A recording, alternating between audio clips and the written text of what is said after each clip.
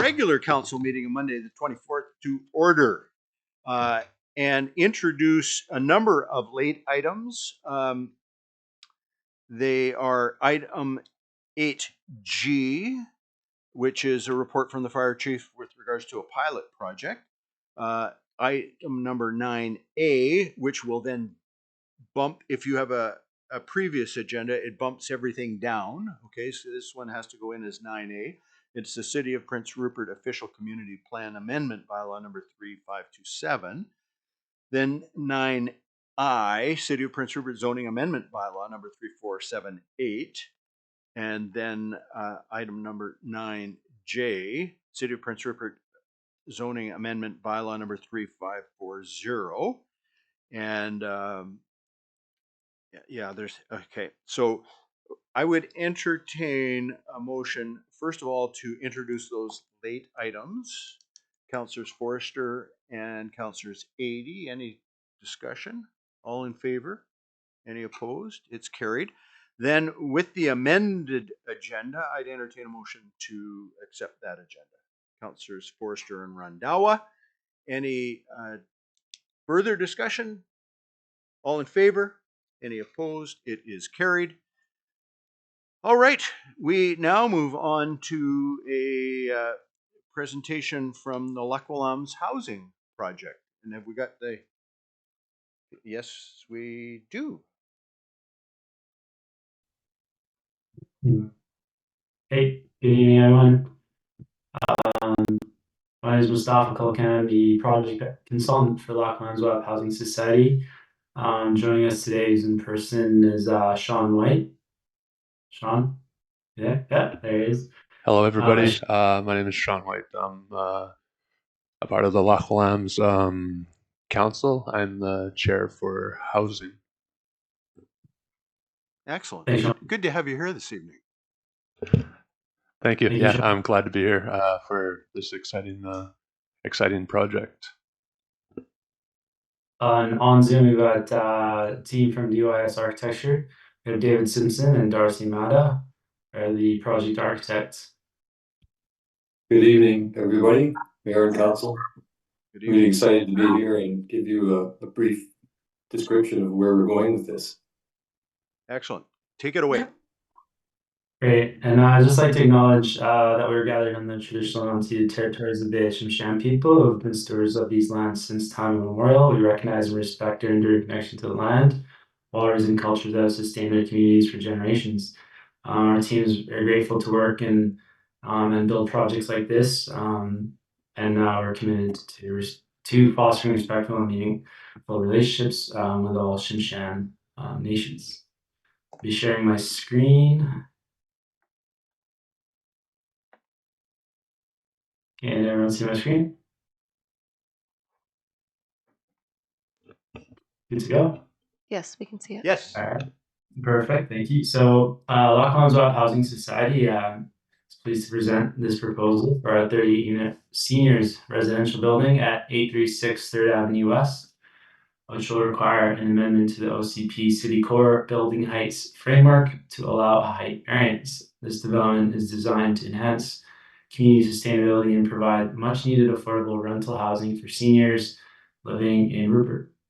Our request for a height variance is crucial for achieving the project's full potential and delivering significant benefits to the community. Details, this site is located, this site's mid-block location, small potential footprint, presents constraints on traditional development approaches. The current height limit restricts the use of cost-effective wood frame construction.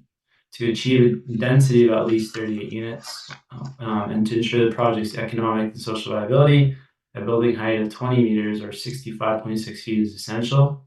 We're requesting a variance for an additional 4 meters or 13 feet beyond the current permissible height of 16 meters. Give you a project overview. So we're targeting a minimum of 38 units for seniors. They're low-income Indigenous seniors who are 55 years of age or older. We want to build 6 studio units at approximately 552 square feet, 26 one-bedroom units at around an average of 703 square feet, and 6 two-bed units at around 950 square feet each. 100%, all of the units, so 100% of the units are adaptable. They can be modified at a minimal cost to meet occupants' changing needs, so they can be modified to become fully accessible. But that's the definition of adaptable. There's 0 parking stalls that we, in our opinion, we think the location is a prime location in the downtown core, and we don't believe, and from a cost side and livability, we don't feel parking is necessary. We want to maximize. We want to build a 6-story wood frame, so that's sort of the maximum height for wood frame construction per BC Building Code. The building will have 1 elevator and fire exits. The height, as we're proposing, is 20 meters or 65.6 feet. And the total livable area of the building is 35,423 square feet. The building will be built to meet or exceed the BC Building Code Step Code 3, so that's 50% better than the BC Building Code for Part 3 buildings. Just to give you some project rationale here, this project is additional height allows us to build more affordable units, fostering viability and community growth. The proposed height lines with allowable height across 3rd Avenue, which ensures consistency with future development plans. The slender building minimizes view blockages in fabric. And I have a rendering below that I believe will demonstrate that. The mixed use and street level design will improve the public realm and adding vibrancy. So by mixed use, we do have a little commercial space on the ground floor.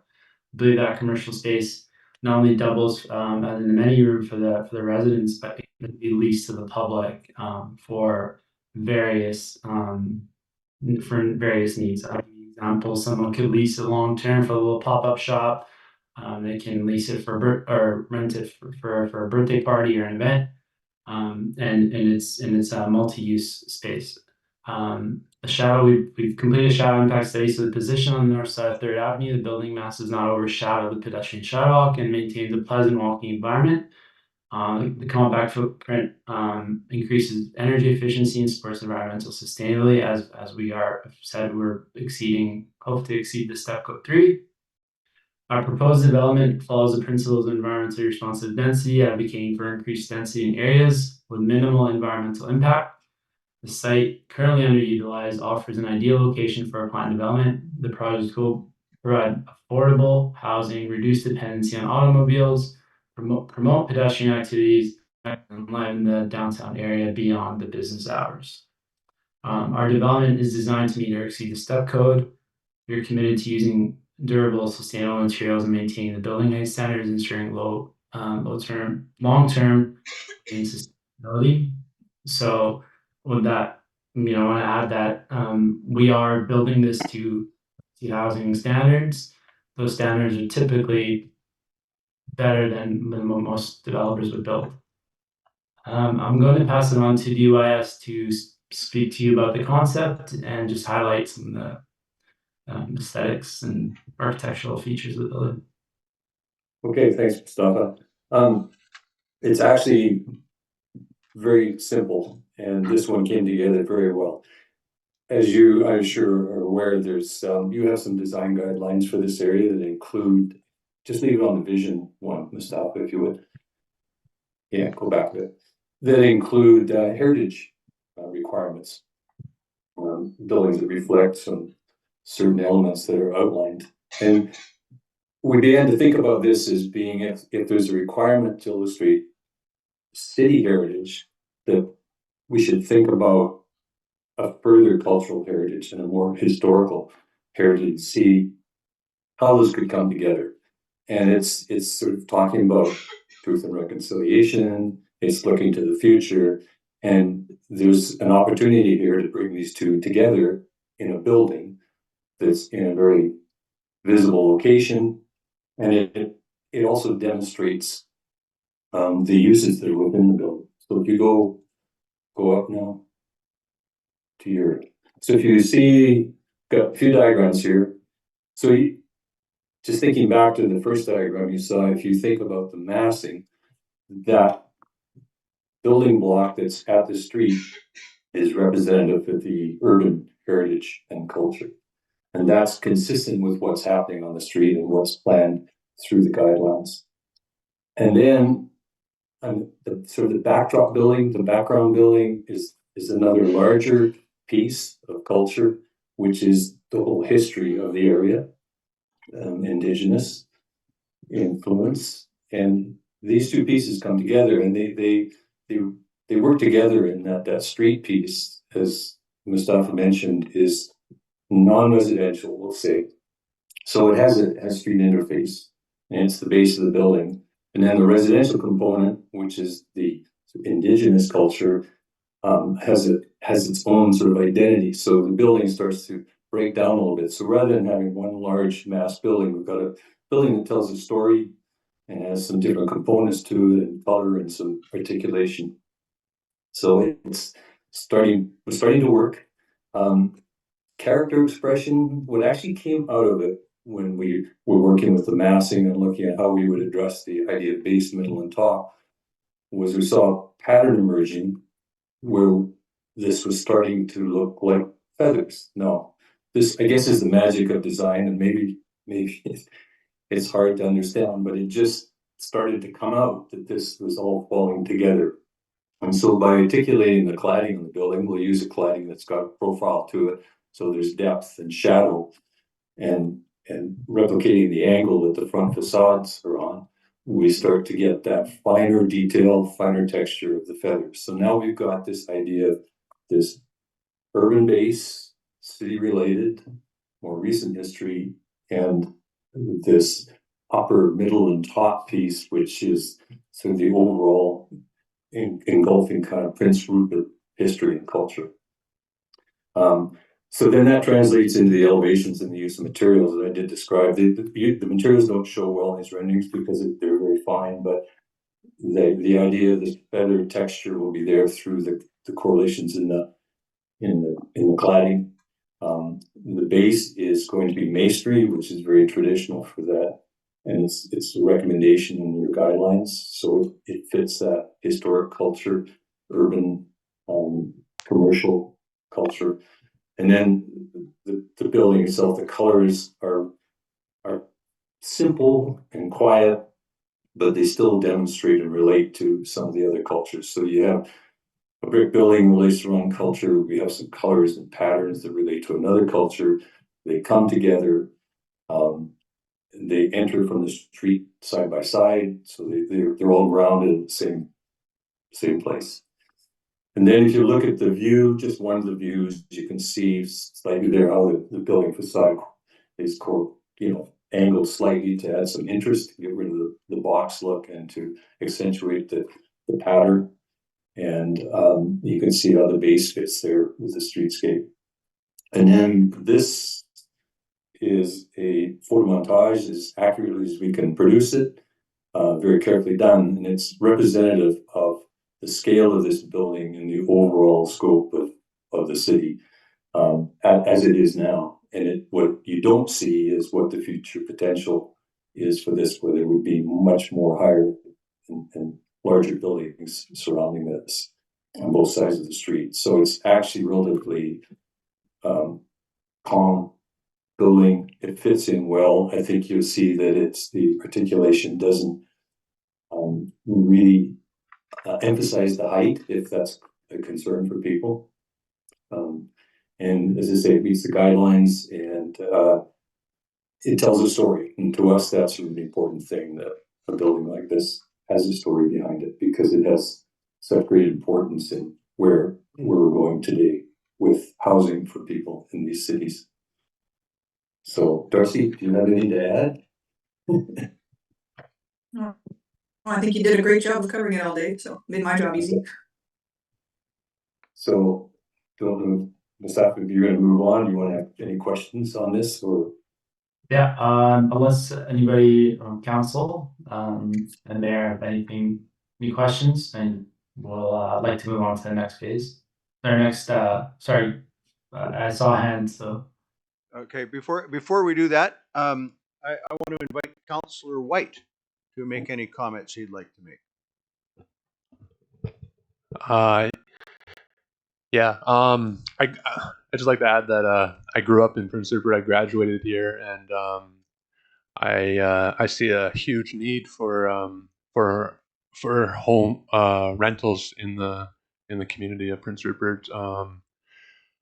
A large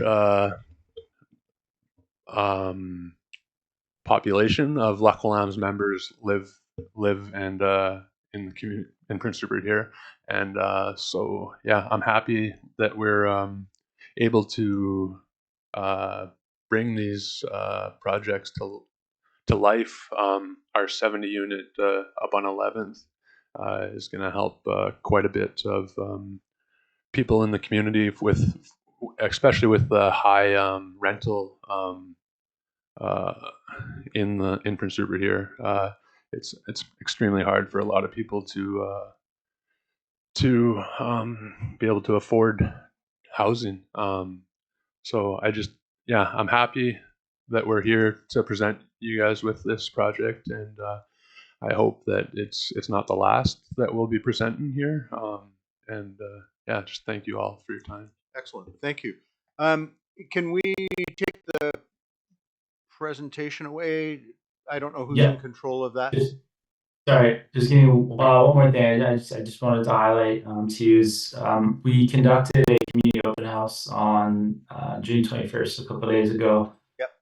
It was held at 11 a.m. I sent out around 1,200 notices. So the Midtown district and beyond. Canada Post was generous enough to go beyond the Midtown downtown area and send out these notices earlier last week.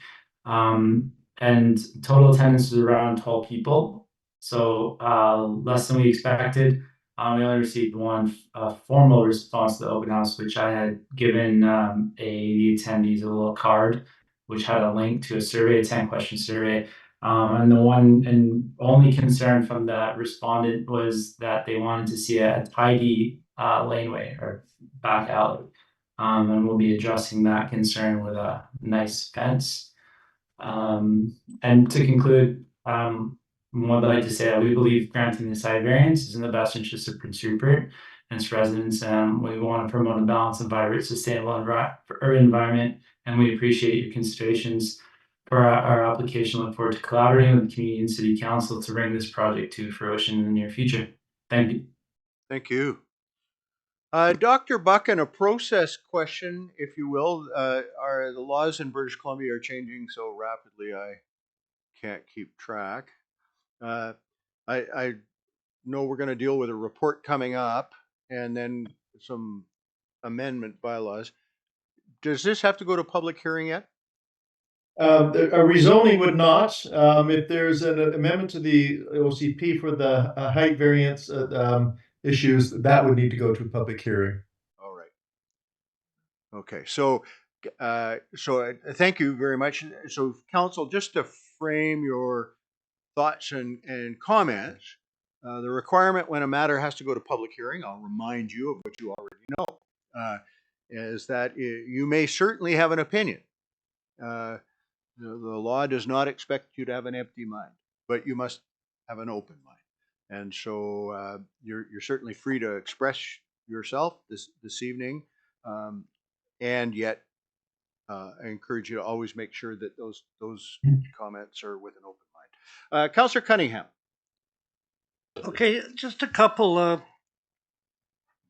I like the idea. I like the concept in that. You sent out 1,200 notices.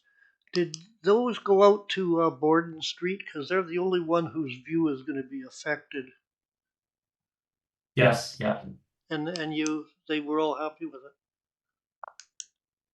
None, as far as I'm aware. I spoke to almost every attendee at the open house. No one gave me their address. And the one person that spoke to me about their concerns was a local property owner.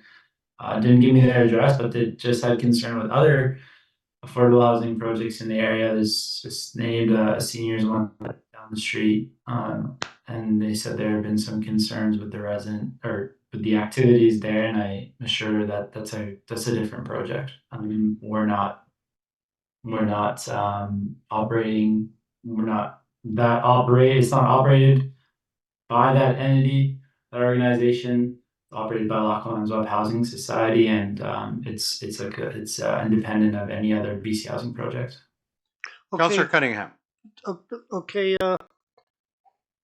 do you have any gathering spaces in this building for the people to actually gather, like Cedar Village and places like that? A lot of senior residents have a common area where they can gather. I didn't see that in the plans. And I'll throw one more thing at you. Is I loved the idea that you're going to a lot of single units and bachelors, because proportionately in Prince Rupert we have a lot of single seniors, and it's very difficult for them to maintain any substance of life because two seniors in a house together have two incomes. One senior has one, so a project like this is great. I think it's great, but just the gathering thing is another question I had. So this is the ground floor. So this is Third Avenue, and this is the gathering space or the multi-use space that we're proposing, the commercial space. And like I said, it can be locked off with this wall divider, so you can have two separate. You can have and don't mind the location of the door, that will probably change, but you'll have the residents of this building can access it and do it, have their activities or gathering time, and then the local public can lease out or rent the space for their needs. And it's adjacent to Lachlan Hall, so I think there's a really viable solution here where somebody may host a birthday party, may not need the space, but can have a small family gathering at our Councillor proposed. Councillor Niche. Thank you. Thank you for presentation. I mean, generally, housing obviously needed lots in this town, and I'm supportive of most projects. My one question that I do have is before I ask the question, I understand that it is aimed at seniors and it is at low income, so the not having cars is probably going to be the realistic for most, but I would like to know your rationale behind having 0 parking stalls, because my thought is you still have guests, you still have people moving in and out of the building, and there's whether it's something accessible off the alleyway or so my wondering is what your rationale is to have 0 parking. I do understand it is a small property, but I do feel that there's probably a need for some of that. Go ahead. Thank you. That's a good question. So one is cost. Building an underground parkade structure in general is expensive, and the density. We decided that we're going to pursue this direction because we can get more units out of it. And the most important thing was providing increasing our density, the best use of the land. And again, it's more cost effective. So on a per unit cost, our project becomes more attractive to funders like BC Housing and CMHC. And with the design, with the current bylaws, by incorporating the commercial space, we are given the variance, the parking. I don't know if Rob, Mr. Buchan would know it, but the bylaws didn't know about it. I don't think it's called a variance, but we're kind of given this exemption. So that's why we've designed the building. Dr. Buchan.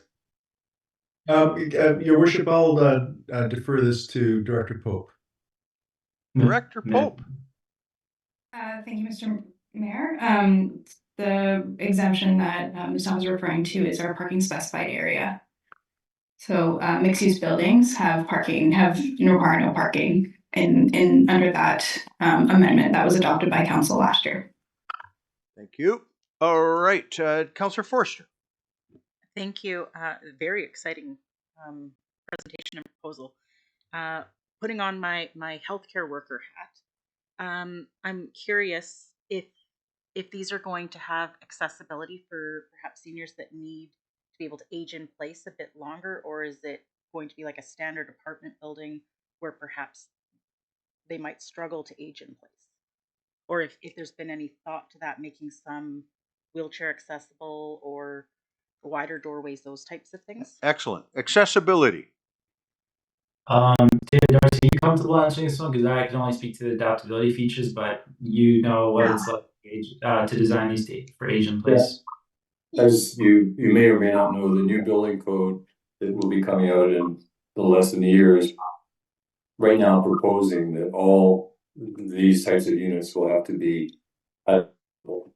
So that means they have increased space internally, like in bathrooms, corridors, door widths, space in front of closets to accommodate people with some form of disability. They're not necessarily specifically wheelchair designed, but the spaces are that size.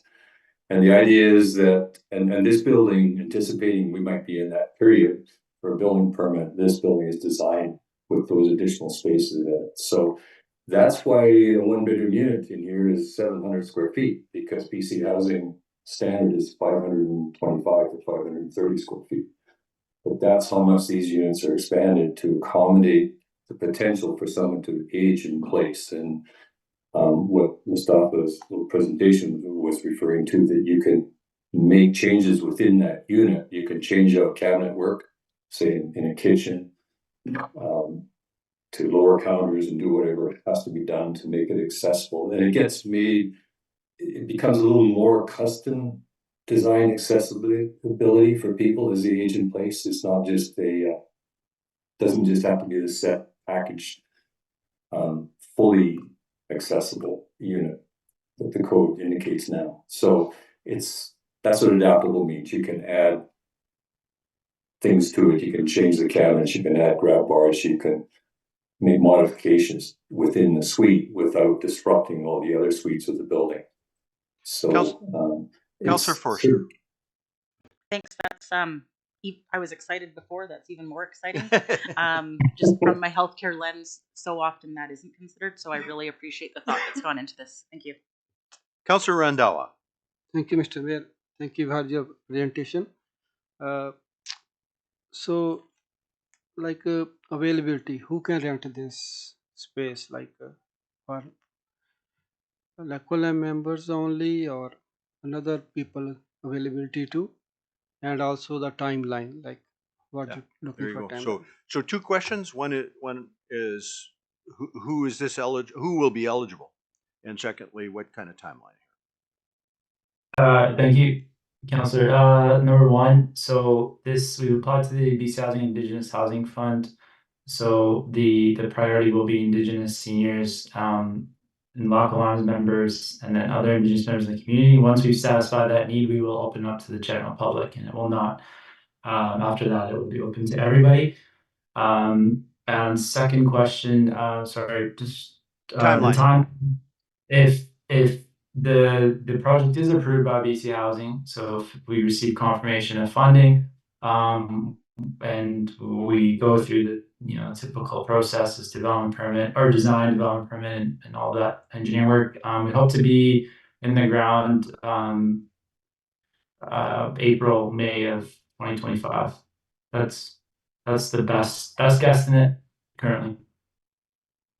And sorry, and your construction window would be?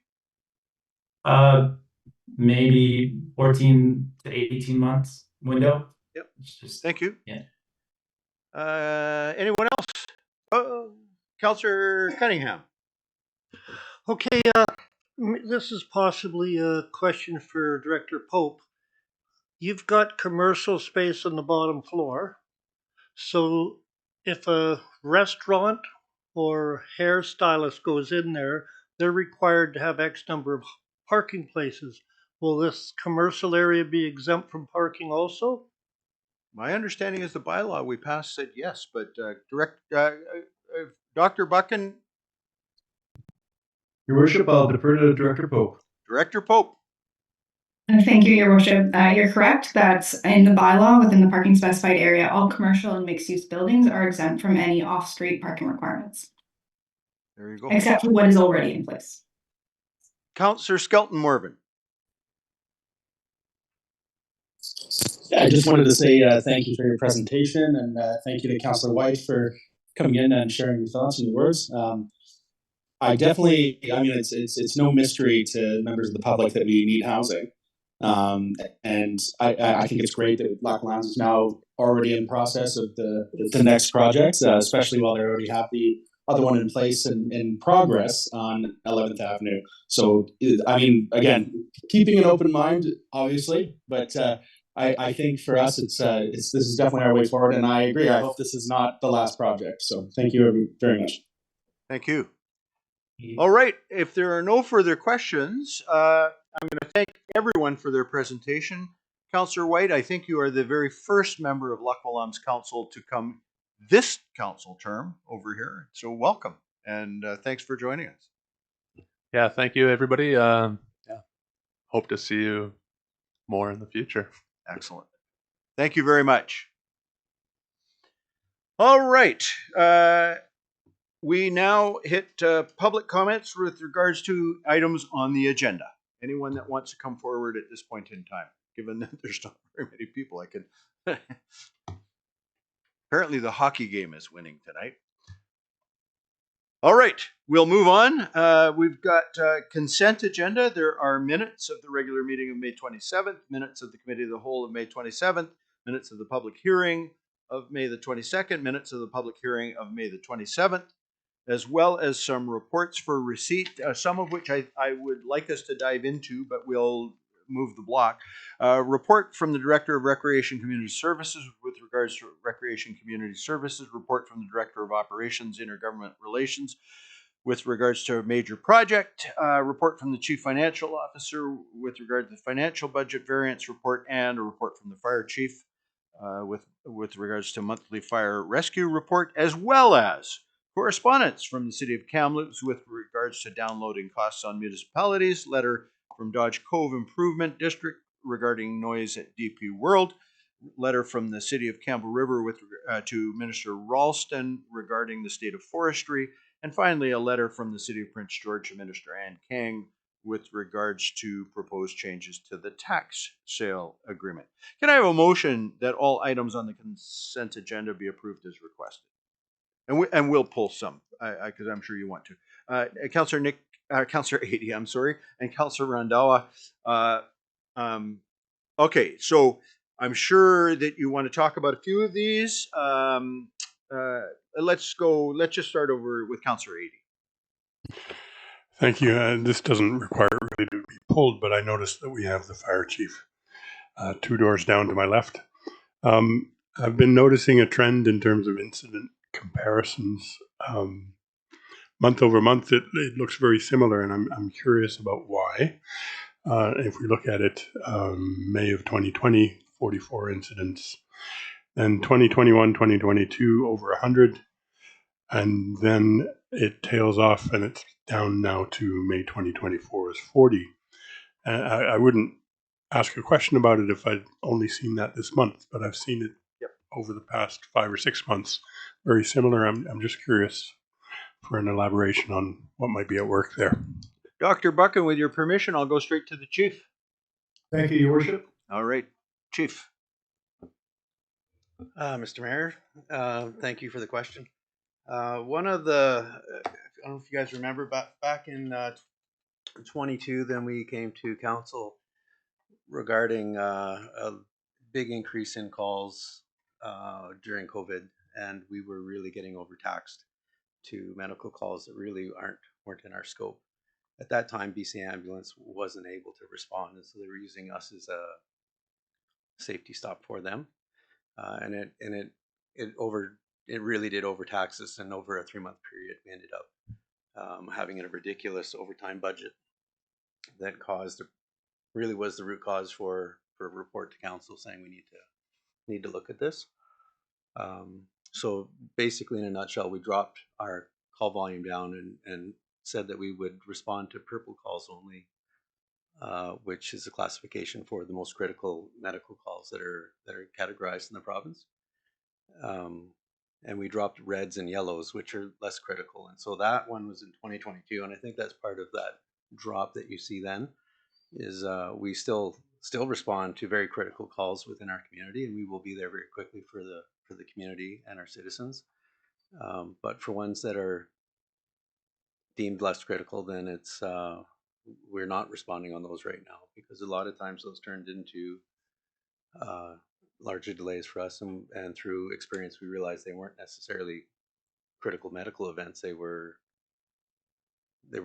just not those events, and so we shouldn't really be wasting our resources on that. Back in 22, I was beginning to worry that we were overextended so much that we were possibly not being able to mount a proper fire rescue response, and so this was a tough choice back then, and we continue on with that.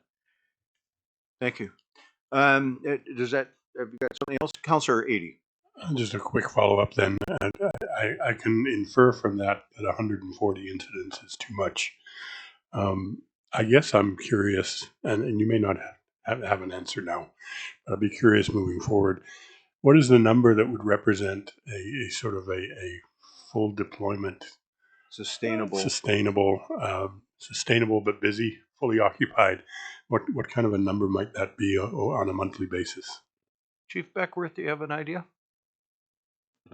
Sure, I can give you a parallel with Port Alberni, which is a community that's similar to what we have. They chose to do the opposite direction by saying they would continue to respond to every medical request that BC Ambulance presented to them. Their call volume shot up to about 3,000 calls a year, but it doesn't necessarily mean that they're doing 3,000 critical care calls. It means that they're doing some calls that are less than critical, I guess would be the best way to say it. And the problem that they're encountering there is their firefighting teams are burning out from that, and so they'll roll to a scene, go to the next scene, go to the next scene, without getting back to the station to replenish their supplies or whatever, and it is too much, and so that is now affecting their fire response. So when they have structure fires, the crews are burnt out enough from doing this all day long that they are struggling to get proper staffing to fire scenes. While we're talking to the chief, anyone else? Councillor Cunningham. Two questions for the chief. One being 911. When you call it, I've been getting complaints from people that somebody in Kamloops or Kelowna is getting the call. Is that true? Chief, why don't you explain a little bit how 911 is working in the community? It was a question I was going to ask. Sure. The way it stands right now, we're approaching NG 911, which is going to be a new face of 911. Right now, we have a basic 911 service in Prince Rupert, which means that, and we run a primary PSAP, which is means that when you call 911, it gets answered in Prince Rupert. Our dispatchers will say police, fire, ambulance, and transfer that call to Kamloops for BC ambulance dispatch, and they'll transfer it to RCMP in Prince George for those calls, and then manage calls for the fire department here.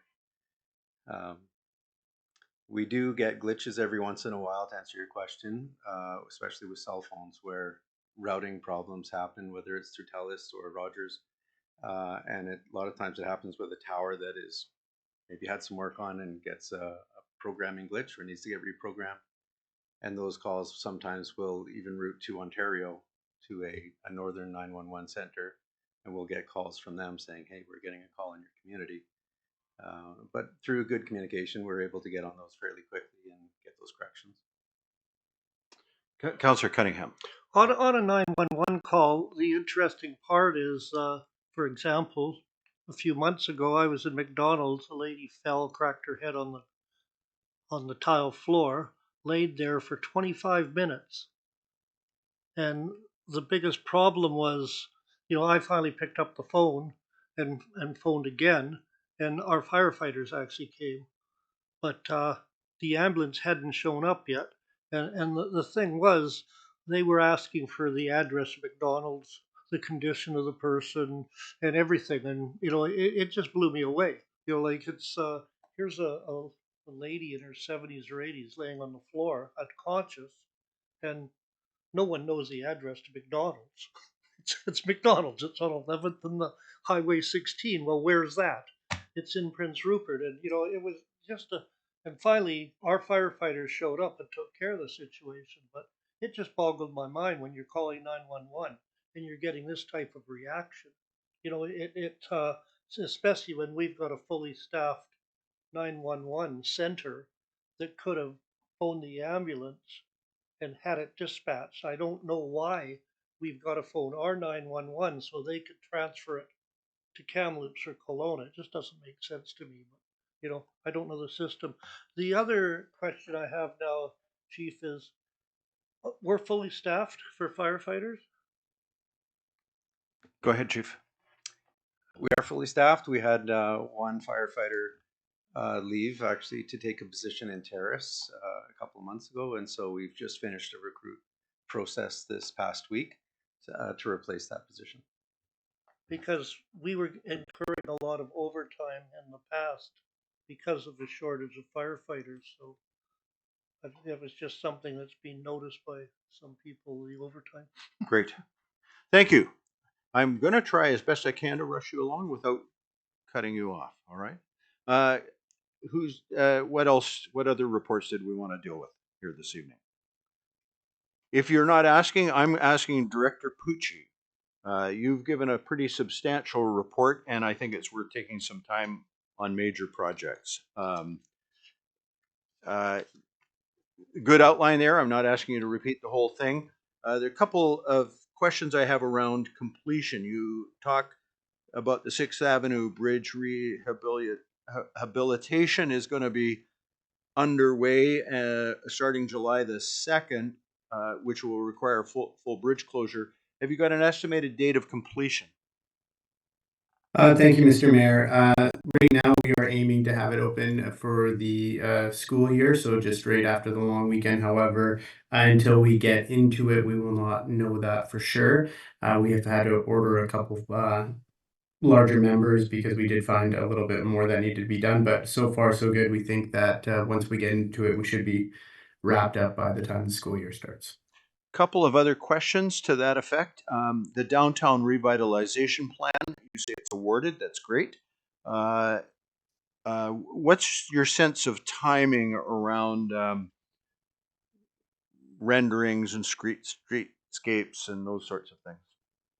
I think we should have renderings completed within 4 to 6 weeks. I think that's a safe bet there. Our conceptual design is complete. We are working with the Ministry of Transportation, their folks there to finalize the plan so that we can finish up detailed design. Great. And just for the public as they're listening, that's a reworking of 2nd Avenue from a 4-lane highway into much more of a city street.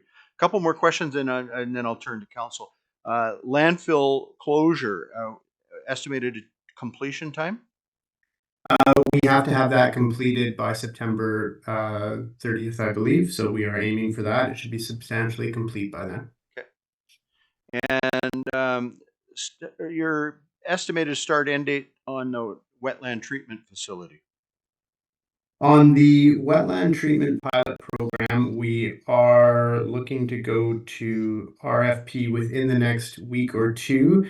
We hope to be into construction for in sometime in August. That project can be constructed all year round. And when would that be completed? It will probably be about a year to complete that. You heard the earlier questions around that treatment facility. Is there any that pilot project? Is there anything else you wanted to say about it? Yes, thank you, Mr. Mayor. So I think that it's important to understand that this is supposed to complement the area. It's not supposed to be something that sticks out. There will be a little screening area that screens out the solids, and then that becomes a cake that then is taken away. So it is just fluid that's going in there. It's a totally sealed system, so there isn't going to be any breakouts. And where the treatment facility is going in that rectangular area, that's where the bunker tanks were. So it will be a form of remediation over a contaminated site. So we're pleased to actually have a use for that area. Great. All right, Council, I'll open to your questions. Councillor Forster. Thank you. Along this same one, I like all of this updates. A couple of quick questions. Can you remind me what the SCADA, what that stands for? Yes, the communication towers, the SCADA. Yeah, you want to explain to us and remind everybody again why that's important? The SCADA communication tower is there's two towers, one that goes on either side of one is on the mainland, one is at Montreal Circle, and what it is point-to-point visual contact so that our communications for turning the pumps on and off, and really just the brains of the operation that sort of runs all the pumps and all the pump stations. Right now, we're on a system that when the power goes out, we cannot use it, and we have to ship people over to the other side to ensure that all of our pumps are turning on and off and cycling. So this will alleviate a lot of that concern. So this is for our water. For the water, yes. Just because Oh, communication is sorry, not super sorry, clear Counselor. what- It is for the water, and it does go into the sewer as well. Perfect, thank you. Next question, outfall J to I design. Can you remind me what that is? Is that still part of the water treatment? No. Like the wetlands? No, go ahead. Go ahead, Director Pucci. Okay, thank you, Mr. Mayor. So outfall J to I. So outfall J is under Rushbrook Floats. That is an outfall that takes it's a sanitary outfall. Outfall I is the city's largest outfall, takes 40% of our waste from our community. We, under our administrative directive, have to eliminate several outfalls in the next few years, and I will be coming forward to council with that plan. So J is one of the ones that needs to be eliminated. We have a design now to take the effluent that goes out outfall J and put it into outfall I, and we'll be coming forward to council next year to actually do the construction for that work. Perfect, and two more. Go ahead, absolutely. absolutely. One, under the paving, I've had a few people in the community ask me about line painting, and I know a few council meetings ago, Councillor Cunningham raised that the lines aren't staying as long as they possibly could. I'm just wondering if included in the paving is getting lines painted in some of the other areas of town? Director Pucci. Thank you, Mr. Mayor. The line painting is a separate contract. It is not under the paving program. We do it. We try to actually do it twice a year if we have enough money, but the last few years we haven't had enough money to do that. We are concentrating our line painting on areas that will not be repaved. We're also this year really concentrating on getting all of the school areas complete, all the crosswalks done first, and then sort of fanning out to ensure that the rest are done like long lines. But we will be focusing on all of the school areas first. Thanks. Counselor. My last one, we heard a member of the public ask questions about the Public Works building, and a concern that it's not large enough to house all the Public Works people. Can you tell me when this is done? Will it be able to house everybody? Director Pucci. Thank you, Mr. Mayor. So there was always a need to do an addition on the building. So there is going to be an addition on the building. The addition right now is getting sized out appropriately. We are still on budget and on track. As I say, here's construction will be starting within the next couple months. We will be moving folks in there at phased, starting likely in November, and then finishing up into just inside the new year.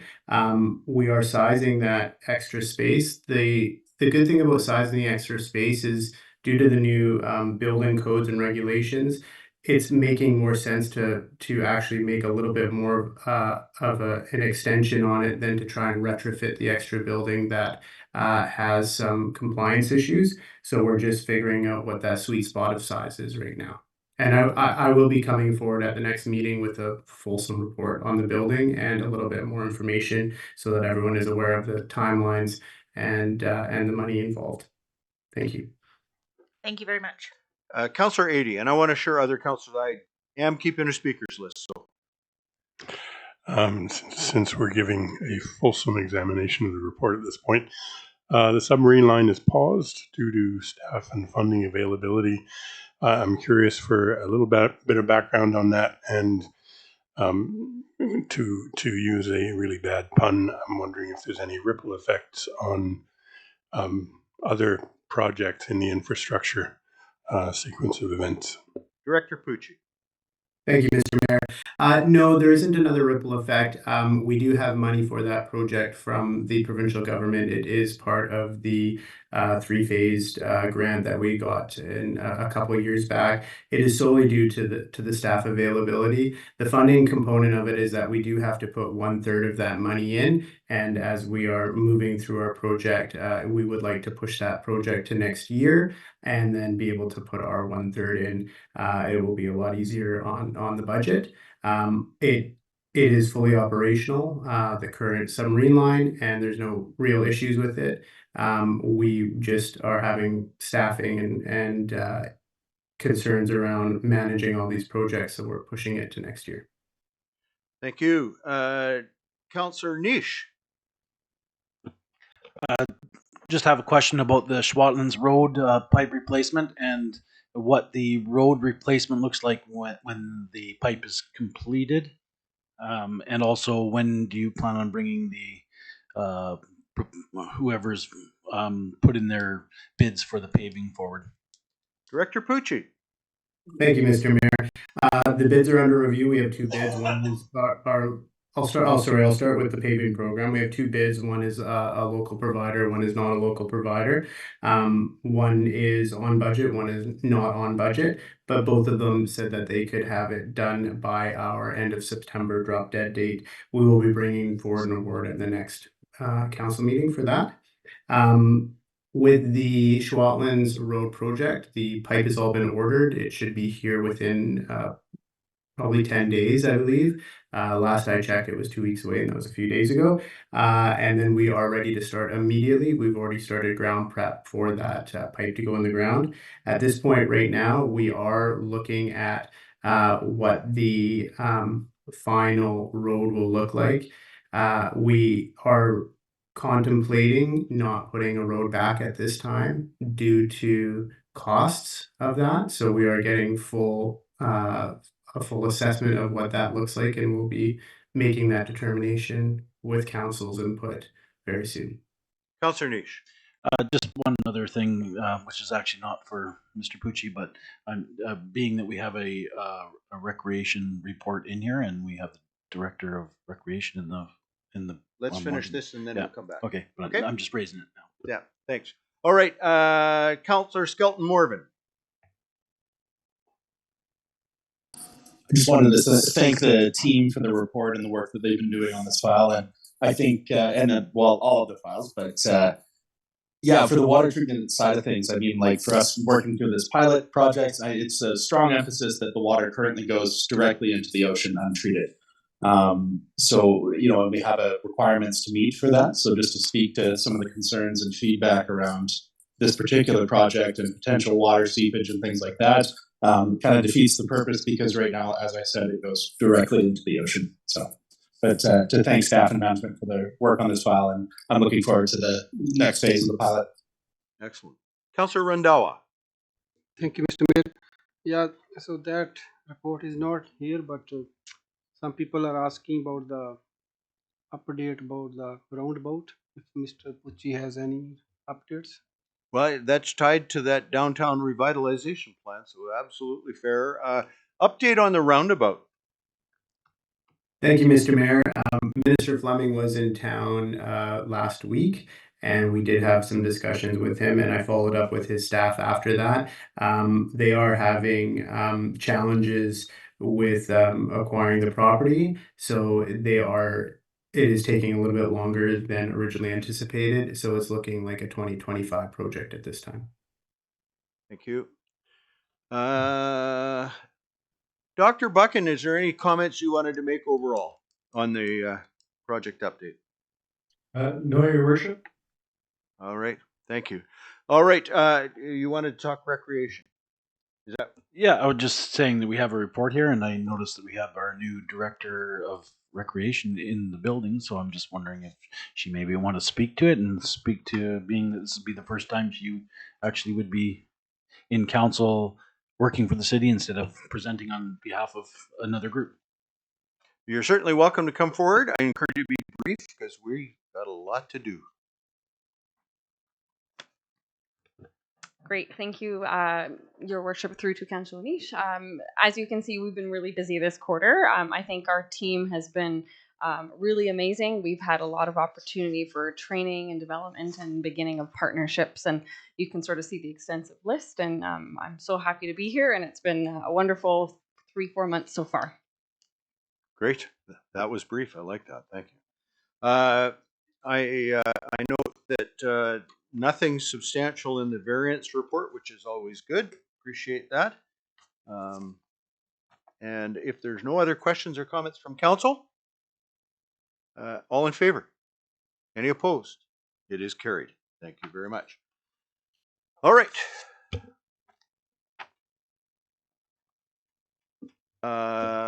We have a resolution from the committee of the whole, which was, you're looking at me like we don't, to approve the policies, right? And so to that effect, should we have a vote here at this meeting to approve? Okay, so there's a recommendation that's come from the committee of the whole. Can I have a motion to approve that? Councillors Forrester, Councillors 80. Any further discussion? All in favor? Any opposed? It's carried. Thank you. All right. Long list of reports. Report from the Chief Financial Officer. It's the Statement of Financial Information. Sophie, report with a recommendation that Council approves the 2023 Statement of Financial Information as presented. Can I have a motion to that effect? Councillors Forrester, Councillors Randhawa. Any discussion? Councillor 80. I think I'm a little hesitant to approve it as it is, just because I find myself with questions, particularly around our expenses, and the expenses I might have incurred don't seem quite right. I'm just wondering if we can do any follow-up to see if there's anything amiss there. I'm confident that everything is explainable, but I'd like the explanation. Okay. Councillor Eady, I'm flipping through the pages. Just for the sake of the community, this Sophie report is where all of the it's a sort of highlighting of some of the expenditures. Every employee that's paid over $75,000, and that's a very old number. It used to be there were very few employees 20 years ago when I was doing this. Very few employees that actually crossed that line. It was less than a half a page. So the province, by legislation, is keeping up. It won't be long till every single employee will have crossed the $75,000 threshold. But it also then lists out all the training and travel expenses that were related to them, as well as every councillor and their expenses, and then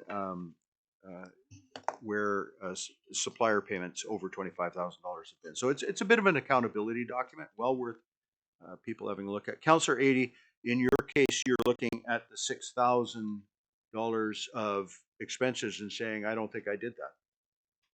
Is that correct?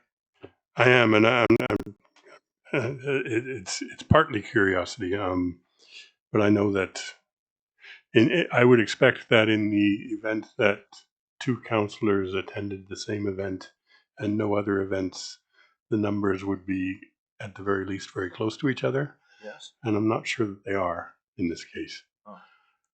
Okay. Dr. Buchan, have you got any comment? Yes, Your Worship. I would suggest that if there's any questions about the accuracy of this, that the councillor should send in the details to me, and I'll review with the Chief Financial Officer. If there is a correction to be made, we can certainly do that.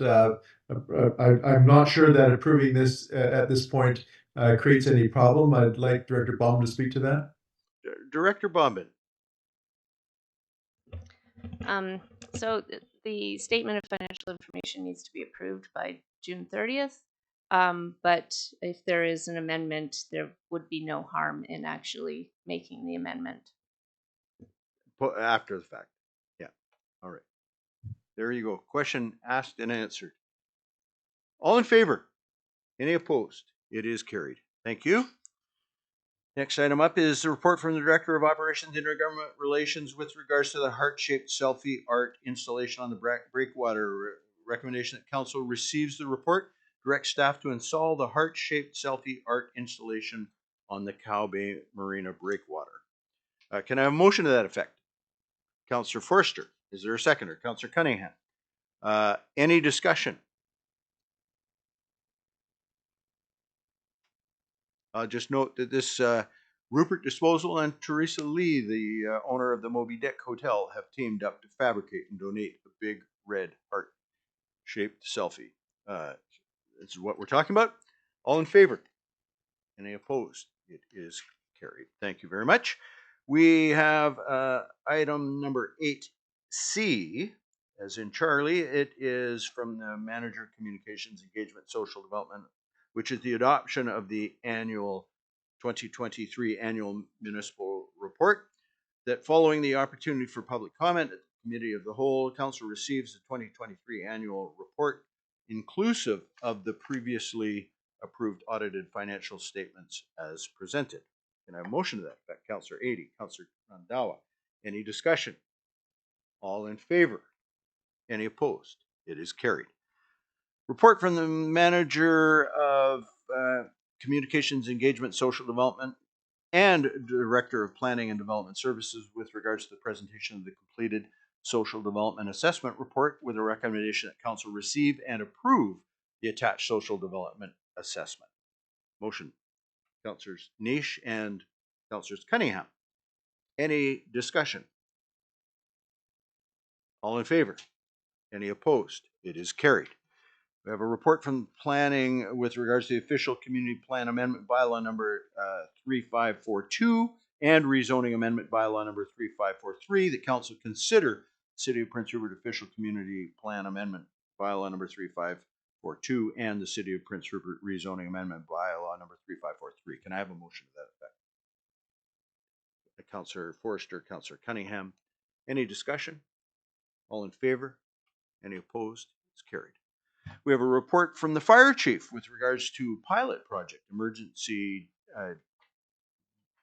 decon / rehab / transport vehicle. Recommendation that council supports pilot project through the purchase of a used transport vehicle up to $50,000 for decontamination, rehabilitation, transportation use at emergency incidents. Can I have a motion to that effect? Councillor Randhawa, is there a seconder? Councillor Forster, questions or comments? Council? Chief is here. Councillor Niche? Just maybe if the chief could just give us a little bit of an overview on this one. Dr. Buchan, with your permission, I'll go straight to the chief. Thank you, Your Worship. Chief Beckwith. Mr. Mayor, sure. I think this kind of touches on what we spoke about 10 minutes ago with some gaps that are identified in our community as far as emergency services. Certainly those are three big ones for us: is decontamination of contaminated patients or people, and how to deal with that. Transportation is becoming an issue where local transport is definitely strained. I think we're seeing that even more this week than we were 3 weeks ago, with our local paramedics working well beyond their capacity, and we're getting more and more imports into our community just to fill gaps, and that is starting to fracture now as well. So that transport option is likely going to get highlighted this summer, and then of course rehabilitation for firefighters at structure fires is critical, so that when firefighters are working extremely hard, that they have an ability to assess their health levels, make sure that they're working within their limits and within safe limits. Those are things that we rely on BC Ambulance to do. And quite often when we're at a structure fire, then they'll be there for a little bit and then leave because they don't have enough resources in town to basically stand by for us. And so if we have an injured firefighter, there's no transportation option for that. The benefit of this as well is that it opens up an avenue to transport any city employee that's injured on the job, and it fills a gap for those times if there is no local BC Ambulance available. I'm not looking to step on anybody's toes to get into public transport. This is just looking after our own members, our own employees of the city, and making sure that they have transportation options when they really need it. As a benefit for this, it's a relatively cheap project. 50 grand over 5 years is it's not a bad option for to get an assessment, see whether this is going to be worthwhile or not. And it also provides 3 additional seats for us to transport firefighters to any other scene. Instead of taking a $1 million or $1.5 million engine to a scene, we can use this for other errands or running around. Any other questions? Thanks, Chief. All in favor? Any opposed? Carried. Bylaws. We go to number 9A, which I remind you was the late item. Item 9A, City of Prince Rupert Official Community Plan Amendment Bylaw number 3527, with a recommendation that Council give fourth and final reading to the City of Prince Rupert Official Community Plan Bylaw number 3527. Can I have a motion? Councillor Nish, Councillor Cunningham. Any discussion? All in favor? Any opposed? It is carried. Item number 9B, which again, if somebody happens to be following along with the old, everything's dropped down. City of Prince Rupert zoning amendment bylaw number 3528. The council give fourth and final reading the City of Prince Rupert zoning amendment bylaw number 3528. Councillors Randawa and Forster. Any discussion? All in favor? Any opposed? Carried. City of Prince Rupert zoning amendment bylaw number 3538. That council give fourth and final reading the City of Prince Rupert zoning amendment bylaw number 3538. Councillor Forster, Councillor Adey, Director Miller. Thank you, Mr. Mayor. Just a quick note that the bylaw was amended at third reading to amend the definitions in 7.2G to read recreational vessel marina. The bylaw that you have in your package likely just shows marina, but it should read recreational vessel marina. All right. Everybody clear on that? All in favor? Any opposed? Carried. Move on to City of Prince Rupert Official Community Plan Amendment Bylaw number 3541, with the recommendation that council give first and second reading to the Official Community Plan Amendment Bylaw number 3541, and that council consider the proposed Official Community Plan Amendment in conjunction with its financial plan and any liquid waste management plan in effect, and that council direct staff to proceed to public hearing. Councillors Forster, Councillors Adey, any discussion? All in favor? Any opposed? It is carried. City of Prince Rupert, item number E is in echo. City of Prince Rupert Official Community Plan Amendment Bylaw number 3542, that council give first and second readings to the City of Prince Rupert Official Community Plan Amendment Bylaw number 3542, and that council consider the City of Prince Rupert Official Community Plan Amendment Bylaw number 3542 in conjunction with its financial plan and any liquid waste management plans in effect, and the council proceed to a public hearing. Councillors Forster, Councillors Randawa, any discussion? All in favor? Any opposed? It is carried. City of Prince Rupert zoning bylaw amendment number 3543. Recommendation that council give first and second readings to the City of Prince Rupert zoning bylaw amendment number 3543, and that council proceed to the public hearing. Motion to that effect. Councillor Nish, Councillors Forster, any discussion? All in favor? Any opposed? It's carried. Item number G is in Gulf. City of Prince Rupert Officer Bylaw number 3544, that council give first, second, and third readings to the City of Prince Rupert Officers Bylaw number 3544. Motion, Councillors Cunningham and Nish. Any discussion? All in favor? Any opposed? It is carried. City of Prince Rupert Authorized Signatories Bylaw number 3545, that council gives first, second, and third readings to the City of Prince Rupert Authorized Signatories Bylaw number 3545. Councillors Forster, Councillors Randawa, Oh, Counselor Skelton Morvan, I'll bet you've been putting your hand up every time and I just don't see it. I'm going to get you on the next one. Okay? Next one's yours. Any discussion? All in favor? Any opposed? It is carried. Item number 9I. It's one of the late items. City of Prince Rupert zoning amendment bylaw number 3478. Recommendation that council give fourth and final reading to the City of Prince Rupert zoning amendment bylaw number 3478. Moved by Councillor Skelton Morvan, seconded by Councillor Adey. Any discussion? All in favor? Any opposed? It is carried. City of Prince Rupert amendment bylaw number 3540. Recommendation that council give fourth and final reading the City of Prince Rupert zoning amendment bylaw number 3540. Can I have a motion? Councillor Forster and Councillor Skelton Morvan. Any discussion? All in favor? Any opposed? It's carried. Council roundtable. Any input from councillors? Councillor Forster. Thank you, Mr. Mayor. Two things. This last week, Councillor Cunningham and I attended a presentation about Hope Air and the great work that they're doing.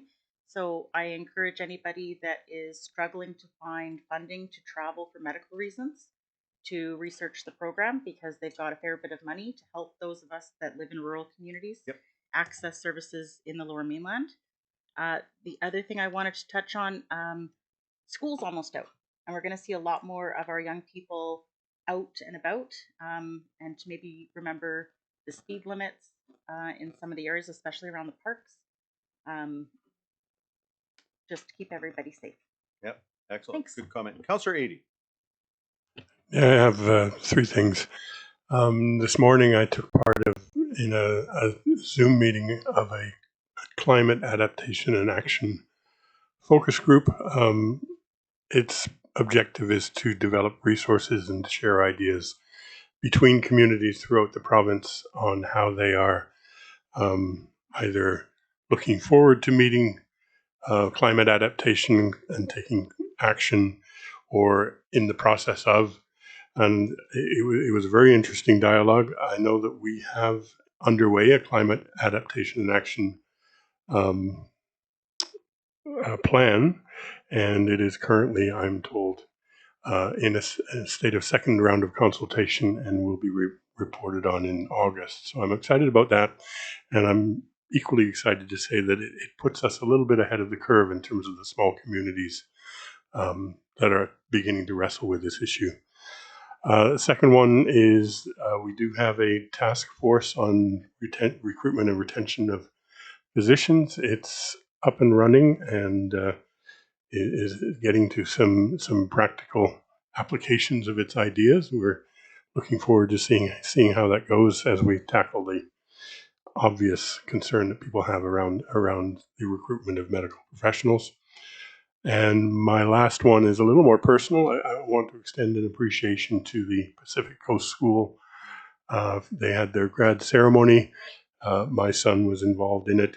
It was a really well done evening, and I want to say that I very much appreciate that there is an option out there that is more flexible and can reflect the diverse needs of a very diverse group of learners. And I think that is essential in a system that's going to meet all the needs of its students. And I very much appreciate the staff that were involved in that. I don't recall the exact number, but it was like 20 plus grads, I think, on that stage. Okay. I like to grow the numbers just a little bit. Yeah. Perhaps you were not wearing your glasses. Any other comments from council? The only additional point I would make is I mean, it's just a busy season, right? Because of all the different grads and you know, I went to the Niska grad and I went to the high school grad, and I gave out awards at the Charles Hayes award ceremony, and then did the PCS grad, and there's a grad coming up yet that I'm anyway. Lots of that going on. The RD met this week. The regional district met this week, and it's our practice once a year to go to one of the other communities. And so this meeting was held in Dodge Cove, and the people of Dodge Cove were very hospitable and did a barbecue, and we had a great meeting. So that was good.